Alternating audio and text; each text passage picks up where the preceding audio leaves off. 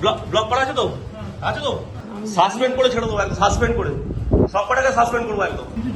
3 নম্বর block করা আছে তো? শুরুটা হয়েছিল সোমবার থেকে। উত্তরপ্রদেশের আইপিএস বাংলায় ঢুকতেই দুষ্কৃতীদের ঠান্ডা করে দেওয়ার দাওয়াই দিতে শুরু করেছিলেন। ভোটারদের যাতে ভয় দেখানো না হয়, মঙ্গলবার রাত থেকেই টানা চালিয়েছিলেন টহল। আর এবার অ্যাকশন মোডে সিআরপিএফ। আজ সকালে ডায়মন্ড হারবারের বিভিন্ন এলাকা ও বুথগুলি পরিদর্শন করেন অজয় পাল শর্মা, কিন্তু তাতেও ঠেকানো যায়নি। এবার দক্ষিণ 24 পরগনার ফলতার হরিণডাঙ্গা হাই স্কুলের বুথ সহ দেবীপুরের 177 নম্বর বুথে ইভিএম মেশিনে বিজেপির প্রতীকের ওপর টেপ সেঁটে দেওয়ার অভিযোগ উঠল।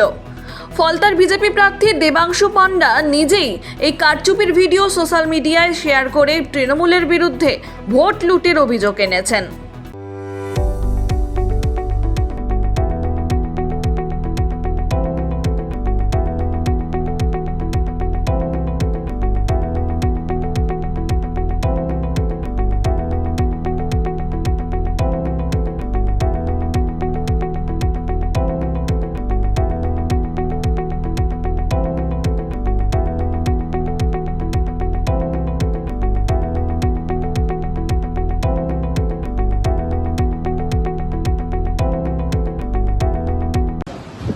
দেখে যান, আপনি আসুন, এদিকে আসুন, আসুন দেখুন 3 নম্বর বোতামটা ব্লক করা আছে কিনা।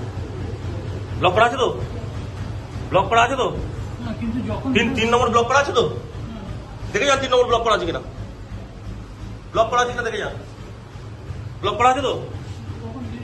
ব্লক করা আছে তো? আছে তো? আপনার কি নাম কি দেখি? আইডেন্টি কার্ড দেখি, আইডেন্টি কার্ড দেখি, আপনার আইডেন্টি কার্ড দেখি।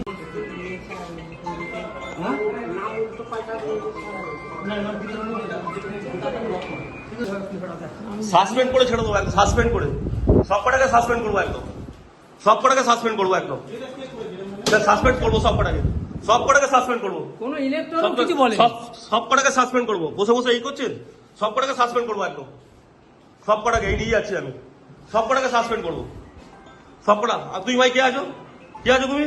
তুমি এখানে কি করছো? এই অ্যারেস্ট করুন, অ্যারেস্ট করুন, অ্যারেস্ট করুন। কি করছে? এই ঘটনা নিয়ে আসরে নেমেছেন বিজেপির আইটি সেলের প্রধান অমিত মালব্য। তিনি এক্স হ্যান্ডেলে সরাসরি অভিষেক বন্দ্যোপাধ্যায়কে নিশানায় লেখেন, এটাই হলো তথাকথিত ডায়মন্ড হারবার মডেল।